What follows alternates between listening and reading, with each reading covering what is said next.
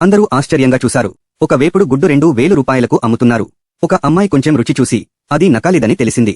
Jack రుచి చూసినప్పుడు గుడ్డులో పసుపు భాగం మామిడి రసంతో, తెల్ల భాగం కొబ్బరి పాలతో చేసినట్టు గుర్తించాడు. తర్వాత వచ్చిన వంటకం మరింత వింతగా ఉంది. అది పూర్తిగా మొక్కలా కనిపించింది. రెస్టారెంట్ మేనేజర్ వచ్చి, ఇది మా ప్రత్యేక సలాడ్, అన్నీ తినవచ్చు అని గర్వంగా చెప్పాడు. కానీ జాక్కి ఆమె వైఖరి నచ్చలేదు.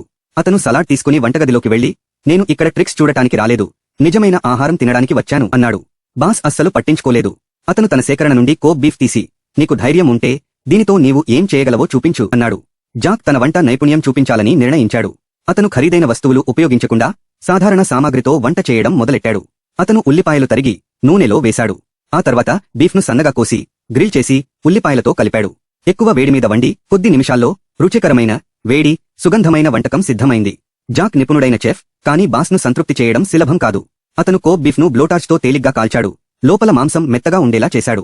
ఆ మాంసాన్ని ఫోర్క్పై ఉంచి ఆకుకూరలతో అందంగా అలంకరించాడు. ప్రతి చిన్న వివరంపై శ్రద్ధ పెట్టి ఒక కర్రను వెలిగించి మాంసాన్ని తక్కువ వేడిమీద 30 నిమిషాలు పొగబెట్టాడు. ఫలితంగా చైనీస్ పద్ధతులతో తయారు చేసిన చాలా మెత్తని, రుచికరమైన కోబ్ బీఫ్ సిద్ధమైంది. బాస్ ఈ వంటకం నేషనల్ గ్యాస్ట్రోనమీ పోటీలో అవార్డు గెలుస్తుందని నమ్మాడు. కానీ జాక్ ఆ స్టీక్ను తీసుకుని దాని వాసన చూసి ఏమీ మాట్లాడకుండా వెళ్లిపోయాడు. ఆ చెఫ్ జాక్ వంటకాన్ని రుచి చూశాడు. మొదటి కాటు తీసుకోగానే అతను ఆశ్చర్యపోయాడు. మాంసం చాలా మెత్తగా, తాజాగా, ప్రత్యేకమైన రుచితో ఉండి